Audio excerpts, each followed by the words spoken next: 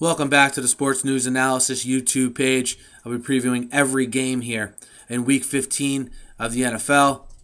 Be sure to subscribe to my page here and also catch me on Twitter at SNewsAnalysis, at SNewsAnalysis. One of the marquee games of the weekend pits the Indianapolis Colts traveling to Houston to take on their AFC South rival, the Houston Texans. It'll be a 1 p.m. start time over on CBS. This game obviously has huge playoff implications for both teams. This will be the first of two meetings between these two teams in the next 3 weeks. I know, very rare to have divisional teams not play each other and it be week 15 of the season, but it should be interesting to see how these last 3 weeks unfold here. Indianapolis sits at 9-4, coming off of a win versus the division rival Tennessee Titans last week in come-from-behind fashion. With their record of 9-4, they now sit firmly in that first wild card spot in the AFC, 2 games ahead of Cincinnati and Pittsburgh, who are tied for that second spot. And the Texans, obviously coming off of a highly publicized, pretty bad loss on Monday Night Football to the Patriots. Their record now at 11-2. First, the Colts. Look, I think you have to be happy with what you've seen from the Colts this season.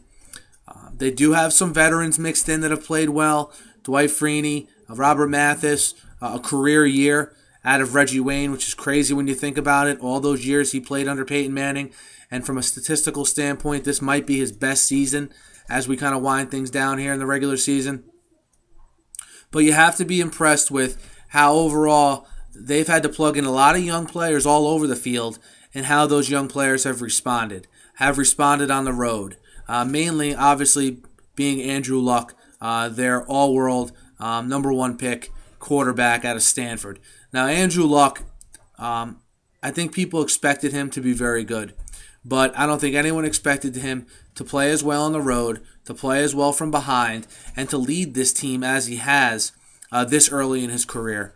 I mean, when you see second-year quarterbacks like Jake Locker, Christian Ponder, Blaine Gabbert when he was healthy, struggling like they are, you begin to appreciate guys like Andrew Luck and even RG3 a little more. Because think about how much of that learning curve they've cut out by just being brilliant players. And Andrew Luck, is getting a lot of attention, is getting a lot of credit, and I think it's all well deserved. And what he's done in the face of all the adversity, and the whole team for that matter, with their coach being diagnosed with leukemia, having to adjust with that.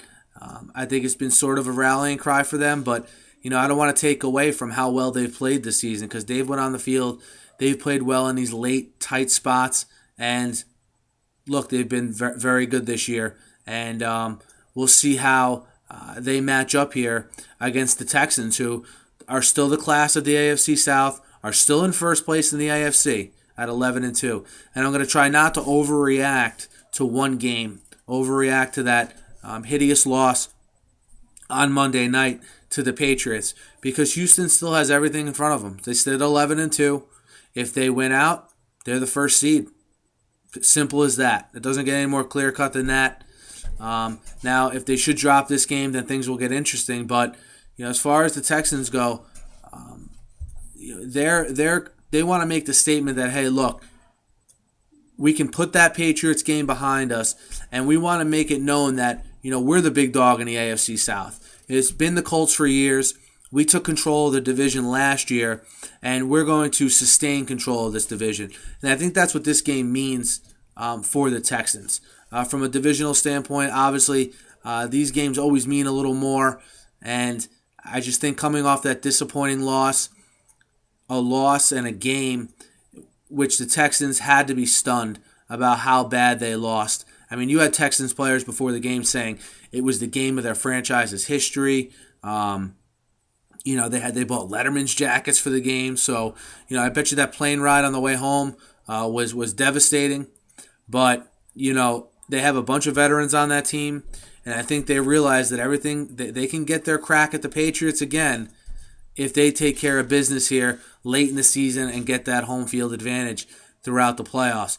So I think you'll see a very motivated Houston team. I think you'll see an Indianapolis Colts team that'll compete, but I think that the level that the Texans will play at in this game will maybe be a notch above where the Colts, what the Colts have seen thus far this season from their other opponents. And I think that's going to be a big deal here. So I actually like the Texans -8 at home this week to wrap up the division and beat the Indianapolis Colts here. And this game, if the Colts lose this game, it is not an indictment on the Colts. I mean, for all intents and purposes, if I told you the Colts would be 9-5 if they lose this game heading into Week 16 of the regular season, I think you would have to sign for that. And I think it'll be a learning experience for the Colts is what I think they'll take from this game the most. But I think Houston comes back, comes home, kind of gets right, and comes out fired up on Sunday. And I like Houston -8 at home. Be sure to check my other predictions at S News Analysis, at S News Analysis. Thank you.